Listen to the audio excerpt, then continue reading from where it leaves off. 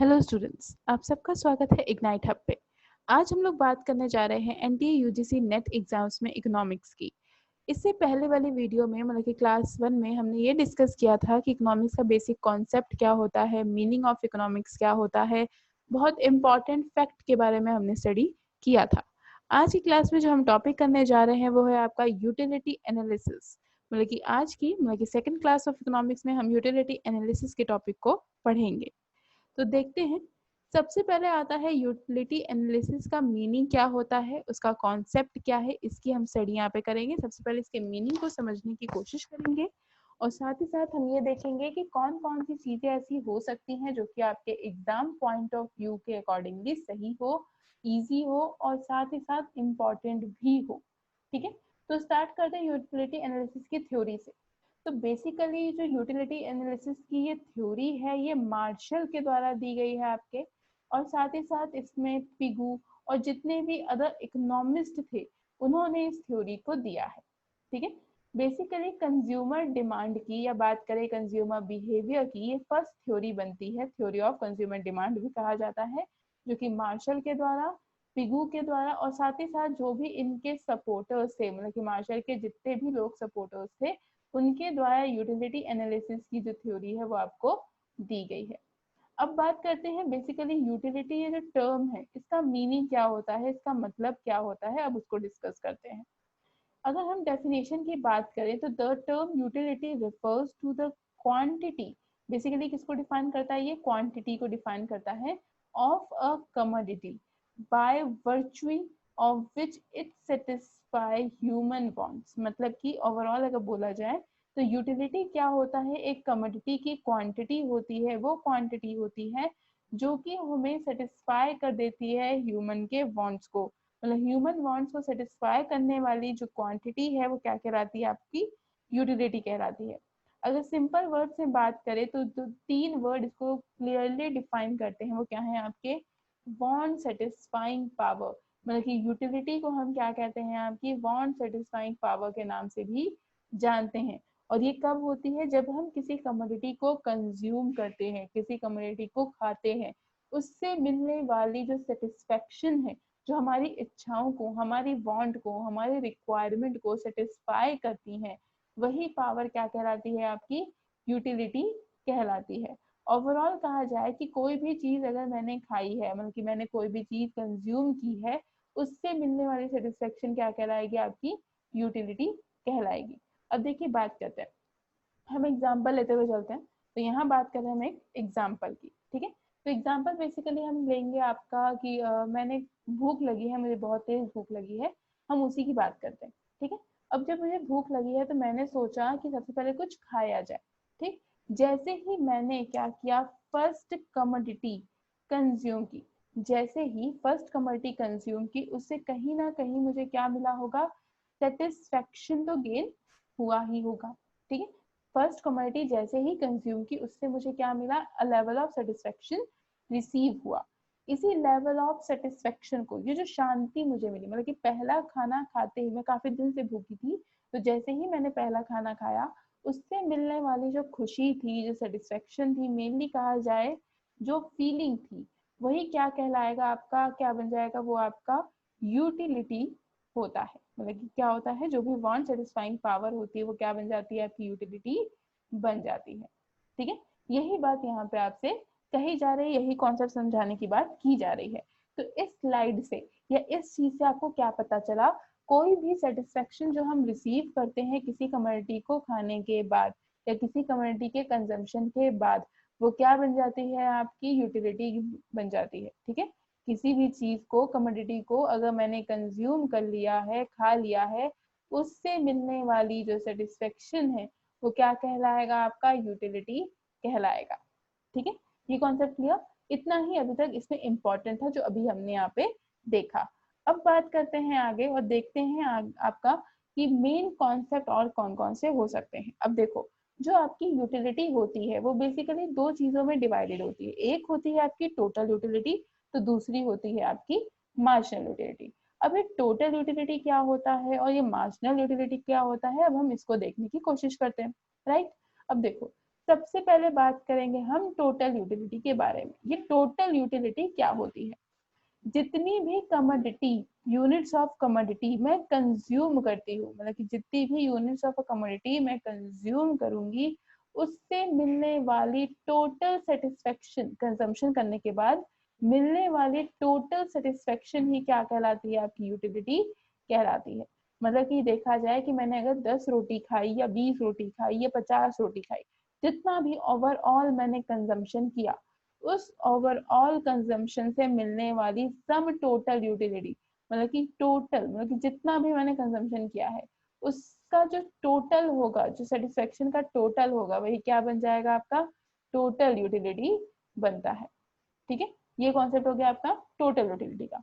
अब बात आती है आपके मार्जिनल यूटिलिटी हम किसे कहते हैं? ये मार्जिनल यूटिलिटी क्या होती है? तो मार्जिनल यूटिलिटी होती है कि जैसे ही मैंने कोई एडिशनल यूनिट कंज्यूम करी, कोई एडिशनल कमोडिटी कंज्यूम की, उससे मिलने वाली एडिशनल सेटिस्फेक्शन, उससे मिलने वाली एडिशनल फीलिंग, शांति, संतुष्टि क्या कहलाती है? आपकी मार्जिनल यूटिलिटी कहलाती है। अब इसको एक बार हम समझने की कोशिश करते हैं। ठीक है, तो अब देखो, मान लीजिए मैंने क्या किया, सबसे पहले एक रोटी खाई, मतलब कि मैंने क्या किया, सबसे पहले फर्स्ट कमोडिटी कंज्यूम की। फर्स्ट कमोडिटी में मैंने क्या की? पहली रोटी खाई। जैसे ही मैंने फर्स्ट रोटी खाई, उससे मिलने वाली, मान लो मुझे सेटिस्फेक्शन मिली, वो 10 मिली। ठीक है, 10 मुझे क्या मिली? उससे मिलने वाली सेटिस्फेक्शन मिली। अब देखो, जब मैंने पहली रोटी खा ली तो कहीं ना कहीं जैसे ही मैं सेकंड कमोडिटी कंज्यूम करूंगी, मतलब कि मैंने क्या किया, अब दूसरी कमोडिटी खाई, तो क्या मुझे सेम लेवल ऑफ सेटिस्फेक्शन मिलेगी? ऑफ कोर्स नॉट, नहीं मिलेगी। क्यों नहीं मिलेगी? क्योंकि जितनी भी मेरी भूख थी वो क्या हो गई? अब शांत हो गई। तो मान लेते हैं मुझे सेटिस्फेक्शन मिल रही है वो 8 मिल रही है। ठीक है, वैसे अब मैं बात करती हूँ थर्ड की। अब मैंने क्या किया, थर्ड कम्युनिटी कंज्यूम की। थर्ड कम्युनिटी मिली तो मेरी भूख थोड़ी और शांत हुई, और जब थोड़ी और शांत हुई तो मुझे कितनी मिलेगी? 6 सेटिस्फेक्शन मिली। मतलब कि यहाँ पे आप देख सकते हैं कि जैसे जैसे मैं क्या कर रही हूँ, एक न्यू कमोडिटी कंज्यूम कर रही हूँ, जैसे ही मैंने एक न्यू कमोडिटी कंज्यूम की, उससे मिलने वाली जो सेटिस्फेक्शन थी वो क्या थी? एक अलग थी। इसी को हम क्या कहेंगे? आपका मार्जिनल यूटिलिटी कहेंगे। जैसे कि जब मैंने आपकी ये सेकेंड कमोडिटी कंज्यूम की तो मुझे कितनी सेटिस्फेक्शन मिली? 8 सेटिस्फेक्शन मिली। ठीक है, उसी तरह से अगर बात करूं कि मैंने थर्ड कमोडिटी जब कंज्यूम की तो उससे मिलने वाली सेटिस्फेक्शन कितनी थी? 6 थी।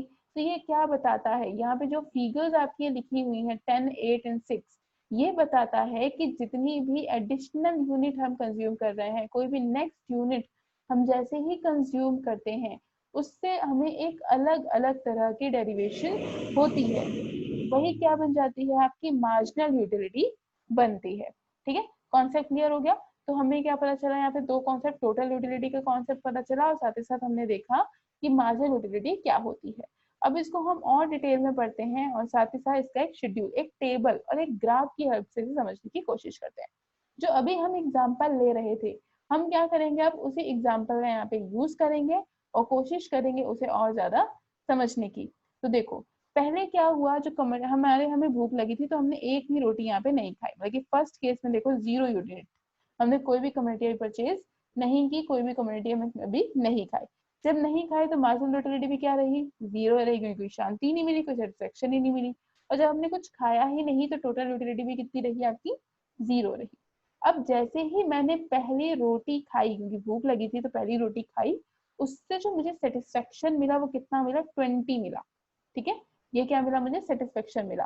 कैसे मिला? सबसे ज्यादा सेटिस्फेक्शन मिला क्योंकि मैंने सबसे पहले, अब खुद सोचो आप बहुत देर से प्यासे हो, ठीक है, आपको एक गिलास अगर पानी मिल जाए तो जो लेवल ऑफ सेटिस्फेक्शन आपको उस टाइम पे होगी, सेकेंड ग्लास के टाइम पे उतनी संतुष्टि, उतना सेटिस्फेक्शन आपको रिसीव नहीं होगा। यही कॉन्सेप्ट यहाँ पे फॉलो किया जाता है। तो जैसे ही मैंने फर्स्ट कम्युनिटी खाई, उससे मिलने वाली जो टोटल यूटिलिटी, मार्जिनल यूटिलिटी थी, वो कितनी थी? 20 थी। दैट मीन्स आपकी टोटल यूटिलिटी भी कितनी रहेगी? 20 रहेगी। क्यों रहेगी 20? जस्ट बिकॉज हमने क्या किया, अभी तक एक ही कमोडिटी खाई है, तो एक ही खाने की वजह से हमारी सेटिस्फेक्शन टोटल कितनी मिली? 20 ही मिली। अब क्या हुआ, मेरी सेटिस्फेक्शन अभी भी नहीं हुआ, मेरी भूख अभी भी शांत नहीं हुई, तो मैंने क्या किया, आपका दूसरी यूनिट भी कंज्यूम की। दूसरी मिली तो ऑफकोर्स जितना मुझे पहले रिसीव हुआ था, अब क्या होगा? उससे कम मिलेगा। कम कितना हो गया आपका? 15 हो गया। लेकिन यहाँ पे तो बात हमने कर ली मार्जिनल की, जैसे ही एडिशनल यूनिट मैंने कंज्यूम की, एक के बाद जैसे ही मैंने दूसरी यूनिट कंज्यूम की, उससे मिलने वाला सेटिस्फेक्शन था वो क्या हो गया आपका, कम हो गया। पहले 20 मिलता था, अब कितना मिला हमें, 15 मिला। तो सिमिलरली अब क्या होगा, टोटल यूटिलिटी भी क्या होगी, इसको हम क्या कर देंगे, ऐड कर देंगे। ठीक है, इसको अब हम क्या कर देंगे, आपका ऐड करेंगे। तो कितना हो गया, 35। और हमने ऐड क्यों किया, क्योंकि ये बताता है, ये 35 जो है आपका, वो ये बताता है कि फर्स्ट कमोडिटी खाने पे कितनी सेटिस्फेक्शन मिली, और साथ ही साथ जब मैंने आपकी दूसरी कमोडिटी कंज्यूम की, दैट मीन्स सेकेंड कमोडिटी जैसे ही मैंने कंज्यूम की, उससे मिलने वाला सेटिस्फेक्शन कितना था। मतलब अभी तो मैंने टोटल कितना खाया है, 2 यूनिट ही खाई है, 2 रोटियां खाई हैं, तो उससे मुझे कितनी सेटिस्फेक्शन मिली, 35 सेटिस्फेक्शन मिली। उसी तरह से जैसे मैंने थर्ड खाई तो मार्जिनल हो गई आपकी 10, जस्ट बिकॉज वो क्या हो रही है, धीरे धीरे नीचे गिर रही है। और नीचे क्यों गिर रही है, क्योंकि हमारी जो भूख है वो धीरे धीरे शांत होती जा रही है। तो कितना हो गया, 10 हो गया। वैसे ये कितना हो गया, 45। कैसे हुआ, 35 में हमने क्या किया, 10 को ऐड कर दिया, तो कितना बनेगा आपका, 45। उसी तरह से हमने फोर्थ कंज्यूम की, तो कितना हुआ, 5 हुआ, और ये कितना हो गया आपका, 50 हो गया। लेकिन जैसे ही हम फिफ्थ कमोडिटी पे पहुंचे, जैसे मैंने पांचवी खाई, मेरी यूटिलिटी 0 हो गई। डेट मीन्स अब मुझे भूख नहीं लगी है, मेरी भूख पूरी तरह से क्या हो चुकी है, अब आपकी शांत हो चुकी है। इसका मतलब है कि जो आपको टोटल यूटिलिटी यहाँ पे रिसीव हो रही थी, वो कितनी रहेगी, कांस्टेंट हो जाएगी। क्यों, क्योंकि पहले जो मुझे 50 रिसीव हुआ, उसमें कुछ भी एडिशनल मुझे रिसीव नहीं हुआ। जब कुछ भी एडिशनल रिसीव नहीं हुआ, कोई एडिशनल सेटिस्फेक्शन नहीं मिली, तो कितना रहेगा ये आपका, 50 का 50 ही रहेगा। वैसे ही मैं अगर सिक्स्थ पे जाऊं, या मैं अगर आपके सेवेंथ में जाऊं, तो क्या होगा आपका, देखो अब नीचे माइनस होता जा रहा है। खुद सोचो, जब आपकी भूख पूरी तरह से शांत हो चुकी है, अब आपको बिल्कुल भी भूख नहीं लगी है, उस टाइम पे अगर आप एडिशनल कमोडिटी कंज्यूम करोगे, तो वो क्या होगी, नेगेटिव होगी। मतलब कि वॉमिट होके वो क्या हो जाएगा, पूरी तरह से नेगेटिव रिस्पॉन्स दे देगा। तो ये है आपकी पूरी थ्योरी मार्जिनल यूटिलिटी की एंड टोटल यूटिलिटी का। ये है आपका ओवरऑल कॉन्सेप्ट, जो कि हमने एग्जाम्पल से समझने की कोशिश की है। अब आगे चलते हैं और एक बार देखते हैं इसका लुक, कि आपका कर्व कैसे बनता है एक ग्राफ में। अगर मैं इसी टेबल को जो भी हमने आगे डिस्कस की, अगर मैं इसे ग्राफिकली देखना चाहूँ, तो हमें किस तरीके से नजर आएगा। तो देखिए, हो क्या रहा था, स्टार्टिंग में टीयू आपका इंक्रीज हो रहा था, बढ़ रहा था, बढ़ रहा था, बढ़ रहा था, फिर एक जगह जाके वो क्या हो गया, 50-50 हो गया। मतलब कि कांस्टेंट हो गया। हमने देखा ना, 50 क्यों हो गया, कोई इंक्रीज क्यों नहीं हुआ, क्योंकि वहां पे जो एमयू था वो क्या हो गया था आपका, 0 हो गया था। इस वजह से यहाँ पे भी क्या हो गया आपका, कांस्टेंट हो गया, दैट इज 50 का 50 ही रहा। उसके बाद क्या हुआ, जैसे ही आपका ये -5 और -10 पहुंचा, ये क्या हुआ, नीचे गिरना शुरू हो गया।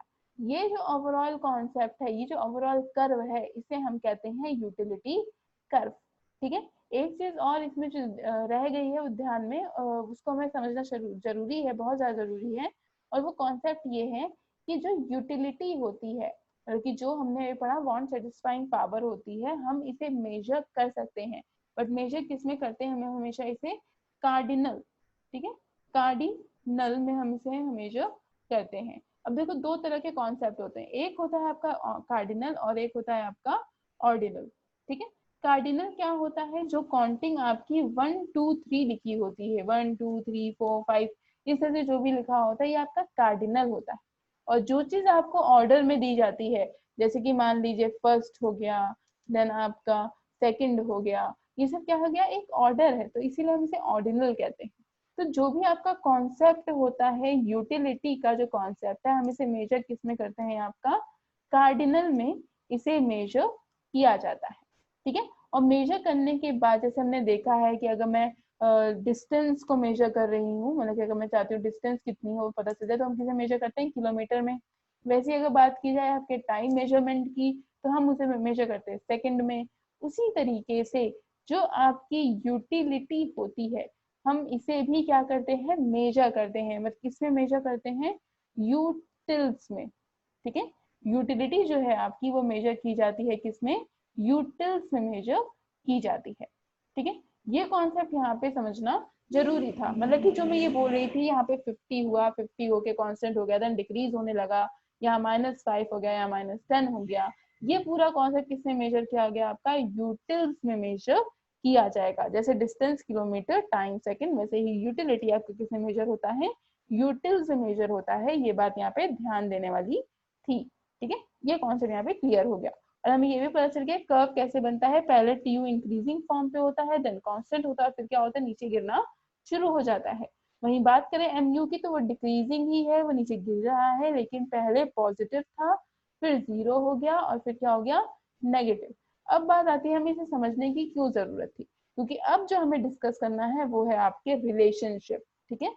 टीयू और एमयू के बीच के जो रिलेशनशिप है ये समझना भी बहुत जरूरी है, और साथ ही साथ ये जो कॉन्सेप्ट है आपके एग्जाम पॉइंट ऑफ व्यू से भी बहुत इंपॉर्टेंट होता है। तो हमने जो कर्व देखा था हम उसी कर्व की बात करेंगे यहाँ पे।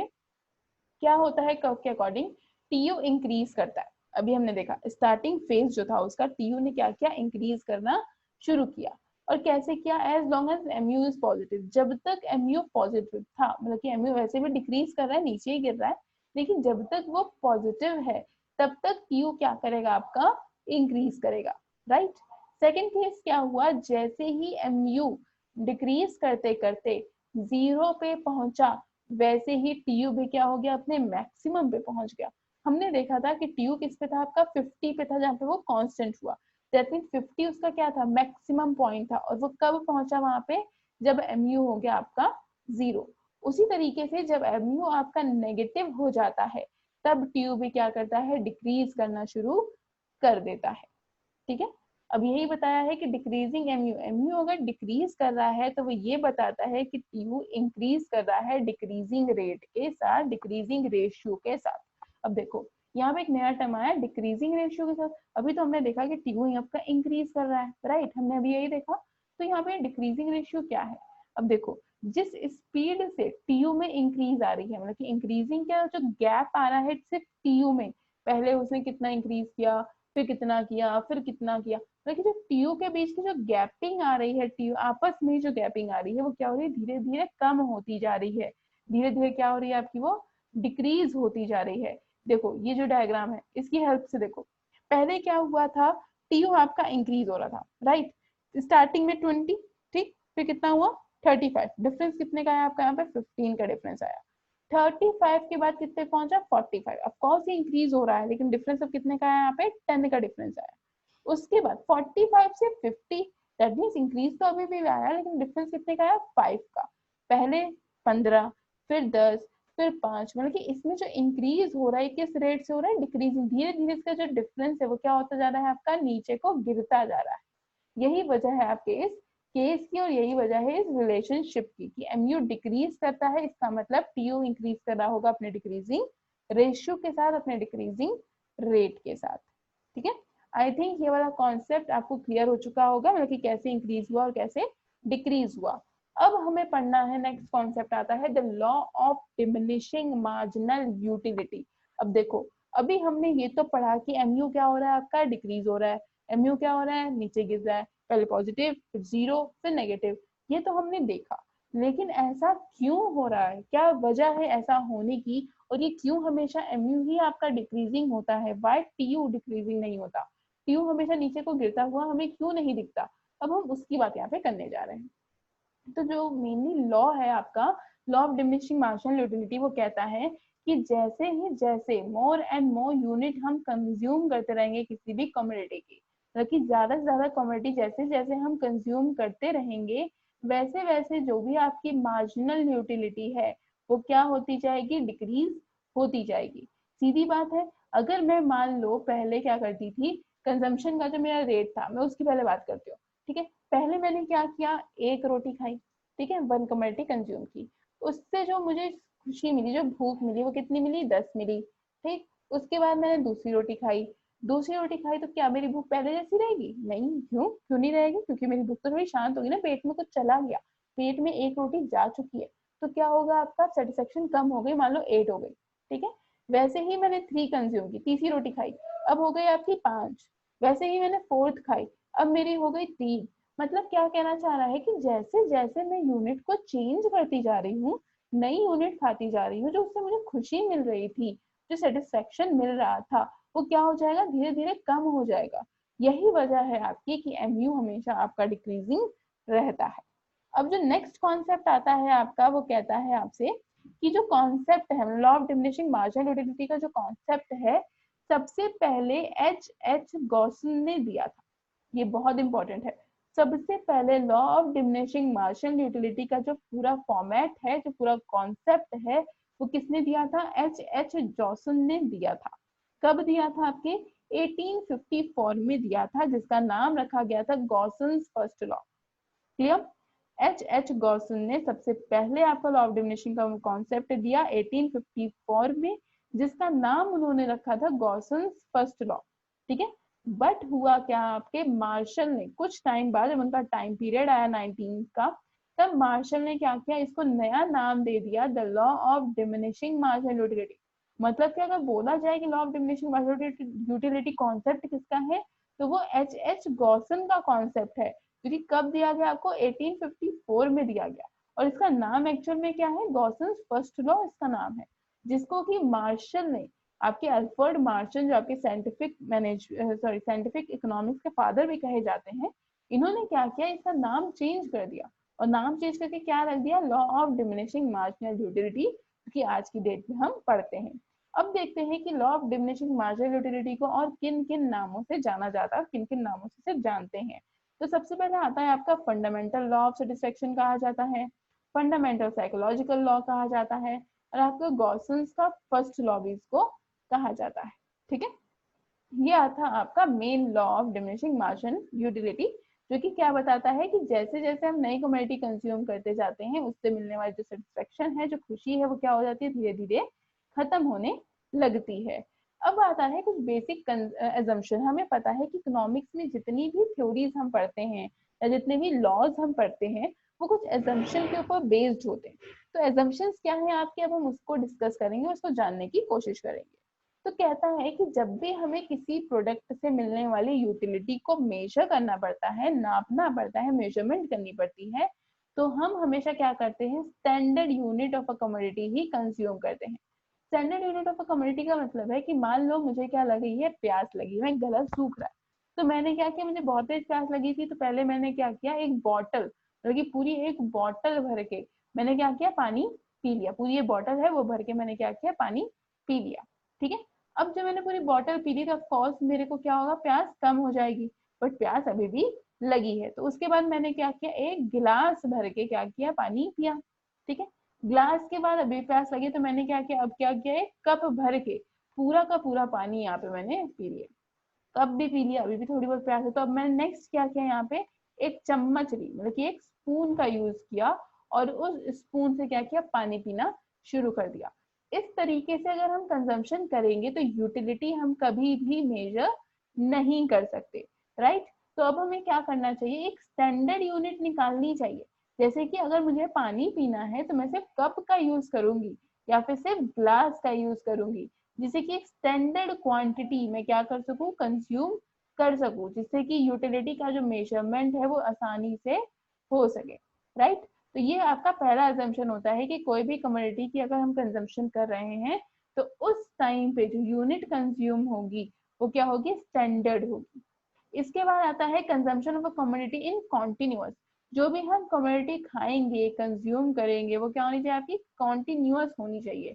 मतलब कि ऐसा नहीं होना चाहिए कि हमने पहले मॉर्निंग में, मतलब कि पहले हमने क्या किया, सुबह एक रोटी खा ली, ठीक है, फिर हमने सोचा कि अब हम दोपहर में खाएंगे, मतलब कि आफ्टरनून में हमने कंजम्पशन किया, ठीक। उसके बाद हम कहते हैं नहीं अब हम इवनिंग में खाएंगे, अब हम शाम को ही खाएंगे, ठीक। शाम को भी हमने कंजम्पशन किया, और उसके बाद हमने क्या किया, नाइट को, मतलब कि रात में भी क्या किया, कंजम्पशन किया।